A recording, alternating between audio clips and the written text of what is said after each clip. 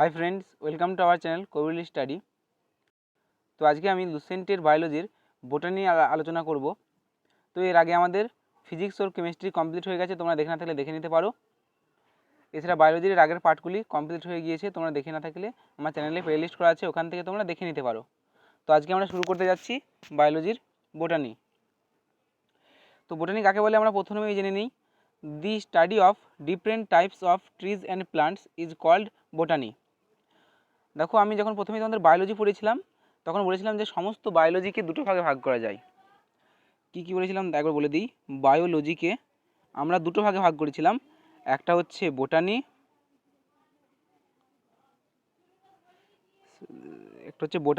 আর একটা হচ্ছে জুলজি। ঠিক আছে, এটা মনে করো জুলজি। তো বায়োলজিকে বোটানি ভাগ করেছিলাম আর জুলজি বলে ভাগ করেছিলাম। তো বোটানি মানে হচ্ছে যে জীববিজ্ঞানের যে শাখায় উদ্ভিদ নিয়ে আলোচনা করা হয়, ঠিক আছে, উদ্ভিদ বিভিন্ন গাছপালা নিয়ে আলোচনা করা হয়, সেটাকে বলে থাকে বোটানি। আর জুলজি মানে হচ্ছে বিভিন্ন প্রাণী সম্পর্কে, বিভিন্ন অর্গানিজম বা বিভিন্ন প্রাণী সম্পর্কে আলোচনা করা হয়, তাকে আমরা বলে থাকি জুলজি। তো প্রথমে আমরা বায়োলজির বোটানি সম্পর্কে আলোচনা করব, তো এরপরে আমরা জুলজি সম্পর্কে আলোচনা করব নেক্সট পরে পাবে। তো দেখো, বোটানির মধ্যে বললাম যে যেখানে আমরা ট্রিজ এবং প্লান্টস নিয়ে আলোচনা করি, বিজ্ঞানের যে শাখায়, সেটাকেই বলে থাকি বোটানি। তো এখান থেকে ফ্রেন্ডস একটা প্রশ্ন আসে যে বোটানি এই শব্দটি কোথা থেকে নেওয়া হয়েছিল। তো এটা মনে রাখবে, বোটানি শব্দটি নেওয়া ছিল গ্রিক ওয়ার্ড থেকে। বোটানি একটি গ্রিক শব্দ। বোটানির জনক কাকে বলা হয়? থিওফ্রাস্টাসকে বলা হয় ফাদার অফ বোটানি, বা বোটানির জনক বলা হয় থিওফ্রাস্টাসকে। তো এবার দেখো, ক্লাসিফিকেশন অফ প্লান্টিকে কীভাবে আমরা ভাগ করছি সেটা দেখো। এর সর্বপ্রথম ভাগ করেছিলেন কে? বিজ্ঞানী এইগলার 1883 সালে। তিনি কীভাবে প্লান্ট কিংডমকে দুই ভাগে ভাগ করা যায়, একটা হয় ক্রিপ্টোগ্যামস আর একটা হয় ফেনেরোগ্যামস। তো ক্রিপ্টোগ্যামস কি? ক্রিপ্টোগ্যামস আর একটা হচ্ছে ফেনেরোগ্যামস। কে ভাগ করেছিলেন? বিজ্ঞানী এইগলার।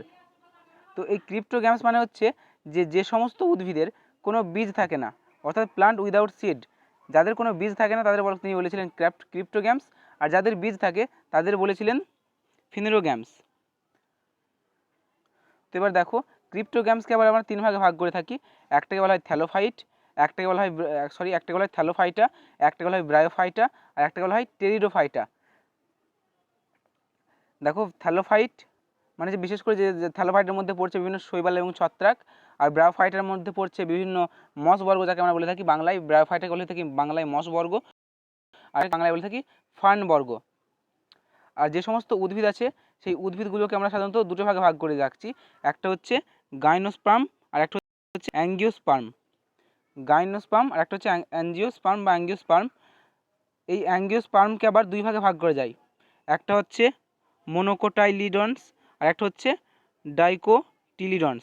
অর্থাৎ এটাকে বলা হয় একবীজপত্রী আর এটাকে বলা হয় দ্বিবীজপত্রী। তো এদের অবধি বোঝা গেল ক্লাসিফিকেশনটা করেছিলেন বিজ্ঞানী এইগলার, এটা মনে রাখবে প্ল্যান্ট কিংডমের। তো এরপর দেখো, প্রথমেই যেটা আলোচনা আছে আমাদের সেটা হচ্ছে ক্রিপ্টোগ্যামাস। এই ক্রিপ্টোগ্যামস নিয়ে আলোচনা করব। তো দেখো, ক্রিপ্টোগ্যামস যে প্ল্যান্টটি, দেখো, there are no flower and seed in the types of plants, these are classified into the following groups. তো এখানে বলছে এদের কি থাকে না, কোনো ফুল থাকে না কিংবা কোনো বীজ থাকে না। তোমাদের একটু ভালোভাবে যদি বলি বুঝতে পারবে। দেখবে তোমাদের বিভিন্ন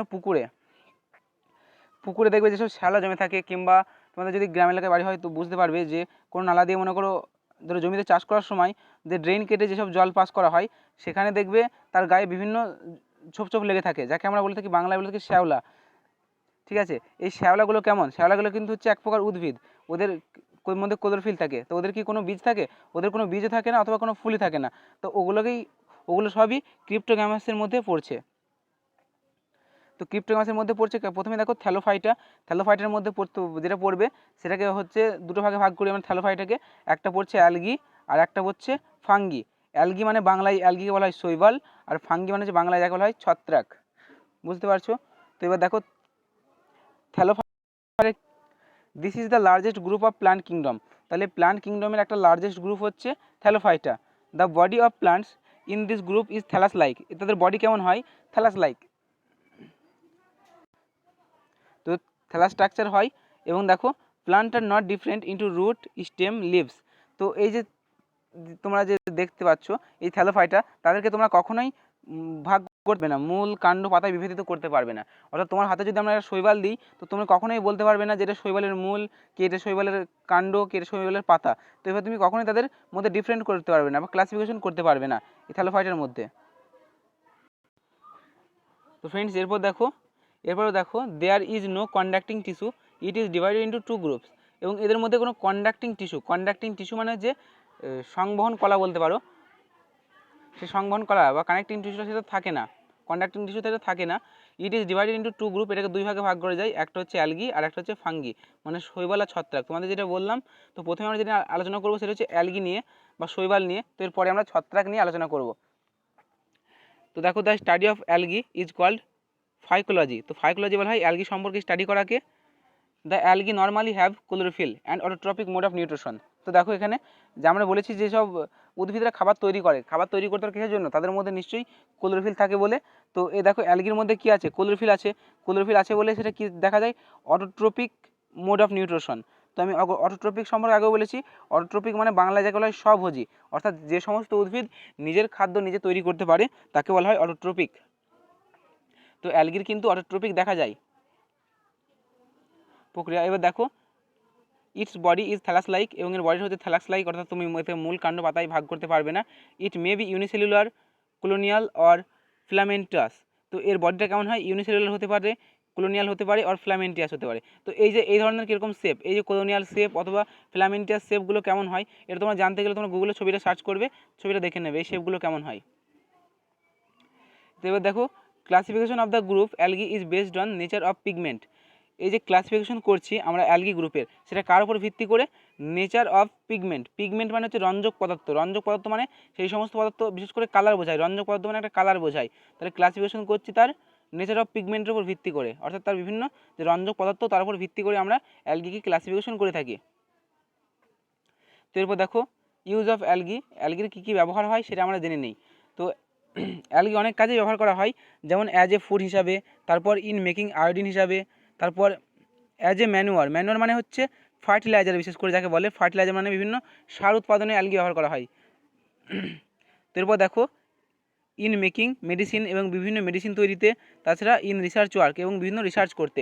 তো কোনটাতে কী কী অ্যালগি ব্যবহার করা হয় সেটা দেখো দেওয়া আছে, যেমন ফুডের ক্ষেত্রে কী কী অ্যালগি ব্যবহার করা হয়, যেমন দেওয়া আছে ফোরিফেরা, উলভা, সুগার সাসাম, ঠিক আছে, এগুলো সব দেওয়া আছে, যেমন নস্টক, লিয়েমিনার, এগুলো সবই দেওয়া আছে। তো তোমরা দেখে নেবে যে কোন অ্যালগি কোনটা উৎপাদন করতে ব্যবহার করা।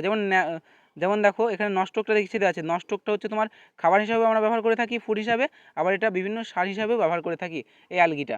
তো এখানে দেখো বিভিন্ন অ্যালগির নাম দেওয়া আছে। এবার দেখো রিসার্চ ওয়ার্ক, এখানে একটা মোস্ট ইম্পর্টেন্ট মনে রাখবে অ্যালগি, সেটা হচ্ছে ক্লোরেল্লা, ঠিক আছে। রিসার্চের ক্ষেত্রে কী ব্যবহার করে দেখো ক্লোরেল্লা, ফ্রেন্ডস এটা মোস্ট ইম্পর্টেন্ট। আসলে ক্লোরেল্লা ব্যাপারটা কি তোমাদের বলে দিচ্ছি, ঠিক আছে। ক্লোরেল্লার পরে দেওয়া আছে, তাও এখানে আমি বলছি, দেখো স্পেশাল কি বলা হয় ক্লোরেল্লাকে, এখানে আমি তোমাদের বলে দিচ্ছি। তো এবার দেখো spirogyra is commonly known as pond silk. তো ফ্রেন্ডস এটা মনে রাখবে, স্পাইরোগাইরাকে বলা হয় পন্ড সিল্ক। তো পন্ড সিল্ক নামে কে পরিচিত, স্পাইরোগাইরা। তো এরপর দেখো এখানে নোট আকারে একটা দেওয়া আছে, কি নোট দেওয়া আছে দেখো, an astronaut can get protein, food, water and oxygen by sowing the Chlorella algae in the tank of the aircraft. So Chlorella is known as space algae. তো এখানে কি বলা হচ্ছে দেখো নোটে, যে মহাকাশে যেসব মহাকাশচারীরা যায়, মহাকাশে যায় তারা কি করে, তারা অ্যালগি নিয়ে যায়, সেই অ্যালগি রূপে কী নিয়ে যায়, ক্লোরেল্লা অ্যালগি নিয়ে যায়। তারা অ্যালোরেল্লা একটা বিশেষ প্রজাতি ক্লোরেল্লা, সেটা নিয়ে যায়, কোথায় করে নিয়ে যায় দেখো, in the tank of aircraft, তাদের এয়ারক্রাফটের যে ট্যাঙ্ক তার মধ্যে কী নিয়ে যায়, ক্লোরেল্লা বা অ্যালগি নিয়ে যাওয়া হয়। তো তোমাদের বলছি দেখো এই ক্লোরেল্লা বা অ্যালগি নিয়ে যাওয়া তাদের কারণ কি, তাদের কারণ হচ্ছে এই যে অ্যালগি, এটা কিন্তু প্রচুর পরিমাণে অক্সিজেন প্রদান করতে পারে। তো এই স্পেসে যাতে অক্সিজেনের সেরকম ঘাটতি না হয়, তার জন্য বিজ্ঞানীরা এখানে ক্লোরেল্লা ব্যবহার করে নিয়ে যান, ক্লোরেল্লা নিয়ে যান তার স্পেসে করে, তাই একে বলা হয় স্পেস অ্যালগি। তো স্পেস অ্যালগি নামে কি পরিচিত যদি পরীক্ষা আসে, তো সেটা হবে ক্লোরেল্লা। ফ্রেন্ডস মোস্ট ইম্পর্টেন্ট, এটা মনে রাখবে। তো এরপর দেখো agar is prepared from algae like gelidium and gracilaria. তো এই যে আগারটা কী করে প্রস্তুত করা হয় দেখো, আগার প্রস্তুত করা হয় এই দুটো কম্পাউন্ড থেকে, একটা হচ্ছে গ্লেডিয়াম আর একটা হচ্ছে গ্রাসিলিয়েরিয়া, এই দুটো থেকে আগার প্রস্তুত করা হয়। তো এই আগারটা কী কাজে লাগে, আগার তো আমি প্রস্তুত করলাম এই দুটো থেকে, তো আগার কী কাজে লাগে দেখো, it is use to grow microbes, তো এটা মাইক্রোবসের গ্রো করতে আগার কাজে লাগে। In preparation of ice cream and jelly, কিন্তু আমাদের আইসক্রিম আর জেলি প্রিপারেশন করতে যেটা ব্যবহার করা হয়, কী ব্যবহার করা হয়, আগার ব্যবহার করা হয়, আগার ব্যবহার করা হয় আইসক্রিম এবং জেলি প্রস্তুত করতে। আর এটার আর একটা কী করে, এটা মাইক্রোবসকে গ্রো করে। আগার আগার কী থেকে প্রস্তুত হয়, আবার আগার প্রস্তুত হয় গিলিডিয়াম এবং গ্রাসিলেরিয়া থেকে আগার প্রস্তুত করা হয়। তো ফ্রেন্ডস হয়ে গেল। এরপর আমাদের ফাঙ্গি আছে। তোমরা কতদূর আসলাম তোমাদের আরেকবার বলে দিই। আমরা যে প্ল্যান্ট কিংডমে ছিলাম, তো এই প্ল্যান্ট কিংডমকে আমরা দুই ভাগে ভাগ করেছিলাম। তো দুই ভাগের মধ্যে একটা বাঁ দিকে ছিল ক্রিপ্টোগ্যাম। এই ক্রিপ্টোগ্যামকে আমরা আবার তিন ভাগে ভাগ করেছিলাম। একটা হচ্ছে থ্যালোফাইটা, একটা হচ্ছে ব্রায়োফাইটা, আর একটা হচ্ছে টেরিডোফাইটা, তাই তো, একটা ছিল টেরিডোফাইটা। তো এই থ্যালোফাইটাকে দুই ভাগে আবার ভাগ করেছিলাম, একটা হচ্ছে অ্যালগি আর একটা হচ্ছে fungi.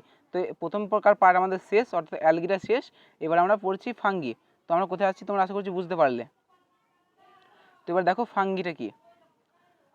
Study of fungi is called mycology. তো ফাঙ্গি স্টাডিকে মাইকোলজি বলা হয়। Organism of this group may be unicellular or multicellular. এই যে ফাঙ্গির মধ্যে যেসব অর্গানিজমগুলো বিলং করছে তারা ইউনিসেলুলারও হতে পারে, আবার মাল্টিসেলুলারও হতে পারে, অর্থাৎ এককোষী বা বহুকোষী হতে পারে। Fungi is without chlorophyll. দেখো ফাঙ্গির মধ্যে কিন্তু কী থাকে না, কোনো ক্লোরোফিল থাকে না। দেখো যখনই ফাঙ্গির মধ্যে ক্লোরোফিল না থাকে না, তখন তোমাদের বুঝে নিতে হবে তার মানে ফাঙ্গি কিন্তু নিজের খাবার নিজে তৈরি করতে পারবে না। তার মানে এদের অটোট্রপিক নিউট্রিশন দেখা যাবে না, মোড অফ। তাহলে এদের কী দেখা যাবে, এদের দেখা যাবে হেটেরোট্রপিক বা পরভোজী দেখা যাবে, হেটেরোট্রপিক মোড অফ নিউট্রিশন দেখা যাবে। এখান থেকে বুঝে নিতে হবে তোমাদের। Central career tissue less thallophyta, এবং এটার কী থাকে, এদের থাকে সেন্ট্রাল ক্যারিয়ার টিস্যু থাকে অনেক কম পরিমাণে, আর এটা থ্যালোফাইটার মধ্যে পড়ছে। এরপর দেখো accumulated food in fungi remains as glycogen. তো এদের মধ্যে অ্যাকুমুলেট করছে ফুডটা। অ্যাকুমুলেট মানে কি, দেখো অ্যাকুমুলেটেড মানে হচ্ছে কোনো কিছু স্টোর করা বা সঞ্চয় করা, যাকে আমরা বলে থাকি পুঞ্জীভূত করা, বাংলায় পুঞ্জীভূত করা, সঞ্চয় করা। তো এই যে ফাঙ্গি বা ছত্রাকের মধ্যে ফুড হিসাবে ফুডটাকে কী করছে, তারা সঞ্চয় করে রাখছে। কী রূপে সঞ্চয় করে রাখছে, দেখো রিমেইনস অ্যাজ গ্লাইকোজেন। তারা গ্লাইকোজেন রূপে তারা এর মধ্যে ফুডটাকে সঞ্চয় করে রাখছে, কে, ফাঙ্গি। তো এবার দেখো next, it cell wall is made up of chitin. তো এর যে কোষ প্রাচীরটা চিটিন দ্বারা নির্মিত হয়। এক্সাম্পল হচ্ছে অ্যালবিউগো, ফাইটোফোথেরা, মিউকর এটসেট্রা। মিষ্টি হচ্ছে একটা ছত্রাক, আমরা বহুবার পড়েছি। তো এবার দেখো fungi May create serious disease in plants. তো ফাঙ্গি বলছে দেখো খুবই সিরিয়াস ডিজিজ কিন্তু সৃষ্টি করে, ছত্রাকের ফলে গাছের খুব সিরিয়াস রোগ হয়। Most damage is caused by rust and smut. তো এই দেখো এইখানে হচ্ছে রাস্ট অ্যান্ড স্মার্ট হচ্ছে এদের রোগের নাম। মেইন ফাঙ্গাল ডিজিজ আর প্লান্টস অ্যাজ। তো এখানে নিচের কিছু ফাঙ্গাল ডিজিজের নাম দেওয়া আছে, অর্থাৎ গাছের ক্ষেত্রে যেসব রোগ হয়, যেমন গাছের দেখবে তোমাদের পাতায় বিভিন্ন রোগ হয়, যে পাতায় ছোপ পড়ে যাচ্ছে, ঠিক আছে, কোনো কিছু পাতা মরে চলে যাচ্ছে, ঠিক এরকম অনেক ধরনের যে ছত্রাক ঘটিত রোগগুলো হয়, তো সেই রোগগুলোর নাম এখানে দেওয়া আছে। White rust of crucifer. তো এই যে রোগগুলো কেমন হয়, মানে পাতার কীভাবে এফেক্ট পড়ে, সেগুলো যদি তোমরা জানতে চাও তাহলে গুগলে সার্চ করে নেবে, তাহলে দেখবে রোগের সম্পর্কে কীভাবে কী হয়, পাতার উপর এফেক্টটা সেগুলো দেখা যাবে। তো অতটা তোমার দরকার পড়বে না। দেখো white rust of crucifer, loose smut of wheat, rust of wheat, early blight of potato, red rot of sugarcane, tikka disease of groundnut, wilt disease of potato, brown leaf spot of rice, late blight of potato. তারপর দেখো dumping of seedlings etcetera. তো এইগুলো হচ্ছে সবই রোগ, এগুলো সবই রোগের নাম, এগুলো ছত্রাক ফলে হচ্ছে, এই রোগগুলো হচ্ছে ছত্রাকের ফলে। তো আমরা নেক্সট নিয়ে আলোচনা করছি দেখো এরপর। তো ফ্রেন্ডস এবার দেখো rhizopus is a fungi commonly known as bread mould. তো এই যে রাইজোপাস, দেখো কি বলা হচ্ছে, দেখো ব্রেড মাল্ট মানে কি জানো, ব্রেড মাল্ট মানে হচ্ছে তোমরা দেখো দোকান থেকে যেসব বিশেষ করে যে সেলাই রুটিগুলো পাওয়া যায়, সেই সেলাই রুটির যদি তোমরা কিছুদিন রেখে দাও ফাঁকায়, তার উপরে দেখবে কালো কালো ছোপ পড়ে গেছে, বিভিন্ন কালো কালো ছোপ পড়ে গেছে সেই সেলাই রুটির ওপর। তো এই যে সেলাই রুটির উপর যে ছোপগুলো পড়ে যাচ্ছে, এটাকে বলা হয় ব্রেড মাল্ট, ঠিক আছে। তো এটা কার ফলে হচ্ছে, ছত্রাকের ফলে হচ্ছে, এই ছত্রাকটার নাম হচ্ছে রাইজোপাস। রাইজোপাসের এফেক্টের হচ্ছে এটা। ব্রেড মাল্ট রোগটা দেখা যায়, এটা ব্রেড মাল্ট নামে পরিচিত। তাহলে ব্রেড মাল্ট নামে পরিচিত রাইজোপাস এই ছত্রাকটি। তো এরপর দেখো heterothallism in fungi was discovered by A F Blakeslee. Heterothallism এই ফাঙ্গিটাতে ডিসকভার করেছিলেন বিজ্ঞানী এএফ ব্ল্যাকেলি। এরপর দেখো alpha toxin are produced by fungi. এগুলো কিছু ফ্যাক্ট দেওয়া আছে ফ্রেন্ডস, এই ফ্যাক্টগুলো তোমাদের মনে রাখতে হবে। এখানে মোস্ট যেটা ইম্পর্টেন্ট লাইকেন সম্পর্কে তোমাদের এখানে দেওয়া আছে। তো লাইকেন হচ্ছে একটা এককোষী শৈবাল। লাইকেন বিশেষ করে সমুদ্রে বেশি পাওয়া যায় লাইকেন। দেখো lichen are association of algae and fungi. লাইকেনের মধ্যে দেখো লাইকেনের দুটো ভাগের মধ্যে পড়ছে, অ্যালগির মধ্যেও আবার ফাঙ্গির মধ্যেও। Lichen developing on rocky substrate are called success. এবং এটা কি দেখো লাইকেন যেটা ডেভেলপ করছে যে পাথরের ওপর দেখবে অনেক ছত্রাক পড়ে যাচ্ছে, পাথরের ওপর দেখবে ছোপ পড়ে যায় পাথরের ওপর, সেটাকে বলা হয় লাইকেন। এবং লাইকেন বলছিলাম বিভিন্ন সমুদ্রেও থাকে, মিথজীবী লাইকেন হচ্ছে মিথজীবী। Lichen are first organism which colonise on bare rock.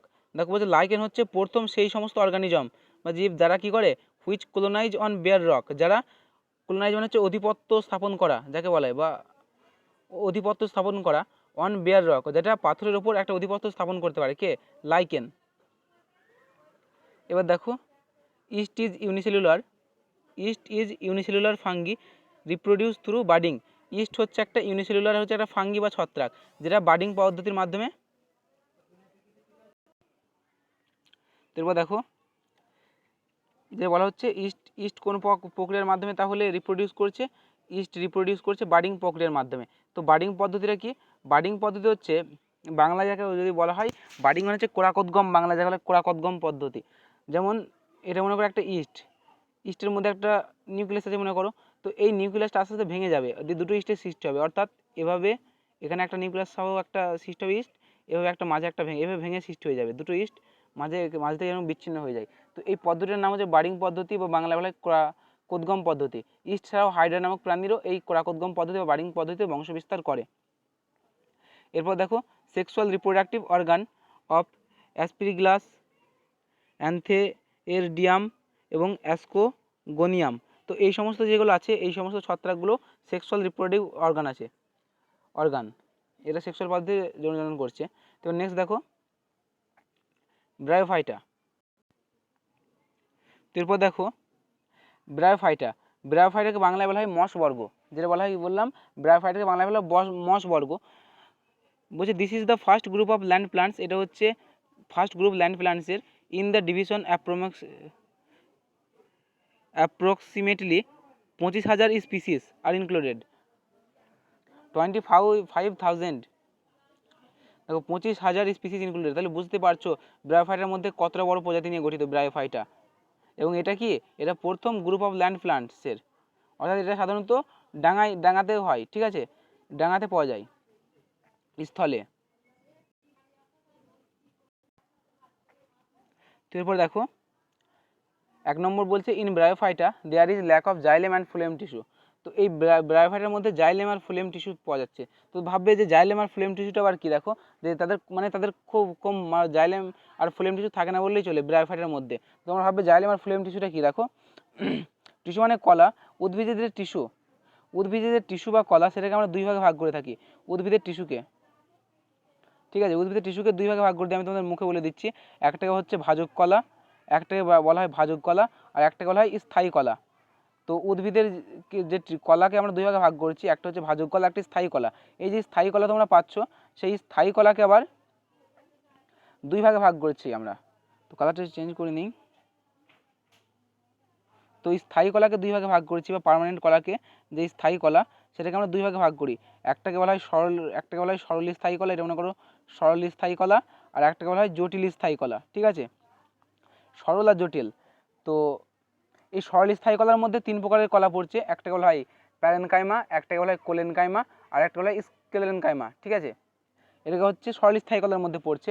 আর একটা হচ্ছে যে জটিল স্থায়ী কলা বললাম, তো জটিল স্থায়ী কলার আবার দুটো ভাগ, সেটা হচ্ছে জাইলেম আর ফ্লোয়েম। তাহলে বুঝতে পারছো জাইলেম ফ্লোয়েম কত ডেপথে আছে এখানে, যে ব্রায়োফাইটার মধ্যে জাইলেম আর ফ্লোয়েম থাকে না বললেই চলে। Plant body may be thallus like and leafy erect structure in a moss. তো তোমরা দেখবে যে বিভিন্ন মাছের ক্ষেত্রে যেসব দেখায় তাদের বিভিন্ন থালাক লাইক স্ট্রাকচার হয় এবং তাদের লিফি সোজা হয়, মানে পাতাগুলো বিভিন্ন সোজা হয়। তোমরা মাছের ছবি দেখলে ইউটিউবে যদি না দেখে থাকো তো গুগলে সার্চ করে নেবে, ছবি দেখতে পাবে। তো এরপর দেখো the lack true root stem and leaves.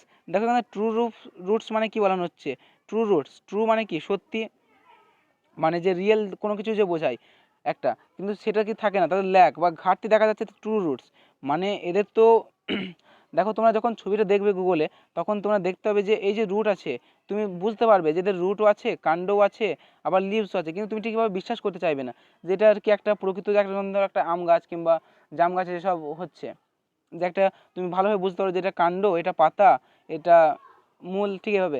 কিন্তু এই যে তুমি যখন ব্রায়োফাইটার প্রজাতি যখন তোমরা দেখবে যে রুট দেখবে, স্টেম দেখবে, লিভ দেখবে, ঠিক কেমন একটা অবিশ্বাসযোগ্য লাগবে, ঠিক তোমরা দেখলে বুঝতে পারবে ছবিটা, মানে দেখবে ছোটো ছোটো পাতা মনে হবে, তারপর একটা কাণ্ড মনে হবে, তোমার ঠিকভাবে মূল খুঁজে পাবে না। তো তার জন্য এখানে বলছে lack of true roots stem leaves মূল, এগুলো ঠিক আছে। তো এবার দেখো the community is amphibian category of the plant kingdom. Friends most important, এটা এই লাইনটা মোস্ট ইম্পর্টেন্ট, খুব ভালোভাবে মনে রাখবে। এই যে ব্রায়োফাইটার যে কমিউনিটি তা বা প্রজাতি, সেটাকে বলছে কি এদের অ্যাম্ফিবিয়ান ক্যাটাগরি। অ্যাম্ফিবিয়ান ক্যাটাগরি মানে যাকে আমরা বাংলায় বলে থাকি উভচর, অ্যাম্ফিবিয়ান মানে উভচর। যেমন আমরা বলি যে ব্যাঙ হচ্ছে একটা উভচর প্রাণী, মানে তার জীবনচক্র একটি দশা জলে সম্পূর্ণ হয় ব্যাঙ, তাহলে আমরা ঠিক সেই অনুরূপভাবে ব্রায়োফাইটাকেও বলে থাকছি যে একটা অ্যাম্ফিবিয়ান ক্যাটাগরির মধ্যে পড়ছে, অর্থাৎ উভচর উদ্ভিদ বলা হয়। তো পরীক্ষায় যদি আসে উভচর উদ্ভিদ কাকে বলে, সঠিক উত্তর হয়ে যাবে ব্রায়োফাইটা যেসব মধ্যে পড়ছে উদাহরণ। তো এগুলো হচ্ছে একটা উভচর উদ্ভিদ। তো উভচর উদ্ভিদ কেন বলা হচ্ছে, দেখো এই যে অ্যাম্ফিবিয়ান বলা হচ্ছে কারণ দেখো এটা তো সাধারণত বললাম যে এটা সেরকম স্যাঁতসেঁতে জায়গায় তৈরি হলো, ঠিক আছে, এটা স্যাঁতসেঁতে জায়গায় তৈরি হলো, কিন্তু এদের যে বংশ বিস্তার করার জন্য একটু মানে জলের প্রয়োজন হয়, বংশ বিস্তারের জন্য জলের প্রয়োজন হয়, অর্থাৎ সেটা স্যান্ডি জায়গায় তো থাকতে পারে, কিন্তু এদের বংশ বিস্তারের জন্য জলের প্রয়োজন হয়, তাই এদের বলা হয় অ্যাম্ফিবিয়ান ক্যাটাগরি বা উভচর উদ্ভিদ। তো এবার দেখো water conduction takes place in mosses through parenchyma. তো এরা প্যারেনকাইমার সাহায্যে কি করে, ওয়াটারটাকে কন্ডাকশন করে প্যারেনকাইমার সাহায্যে। এরপর দেখো দ্য মস নেমলি স্ফ্যাগনাম। তো এই যে একটা নাম দেখতে পাচ্ছ স্ফ্যাগনাম, এটা হচ্ছে কার একটা মস বা ব্রায়োফাইটের একটা প্রজাতির নাম হচ্ছে স্ফ্যাগনাম। তো এটা কি কাজে লাগে দেখো, is capable of soaking water 18 times of its own weight, অর্থাৎ এটা এর নিজের ওজনের 18 গুণ ওজনের, মানে এর 18 গুণ জল শোষণ করতে পারে, সোয়েকিং ওয়াটার করতে পারে, ঠিক আছে, 18 গুণ নিজের যা ওজন তার থেকে 18 গুণ এটা জল শোষণ করতে পারে।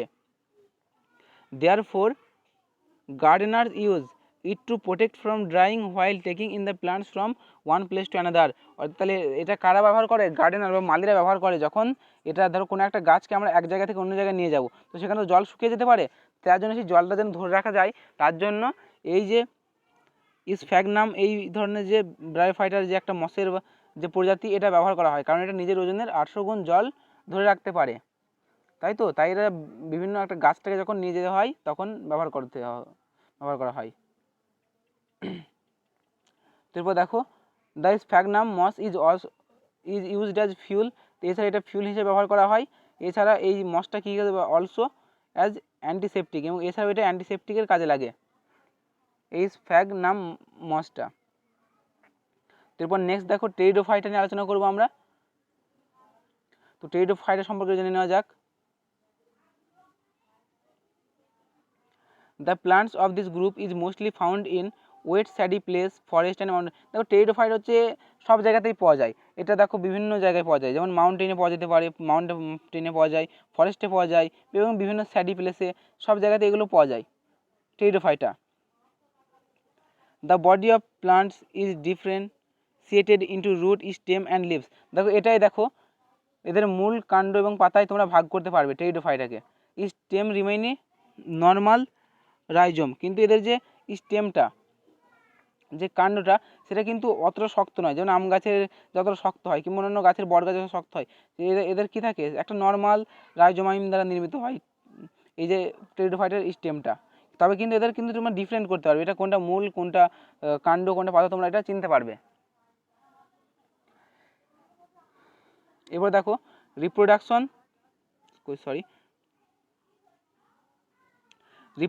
অকার by spore produce inside in sporangia.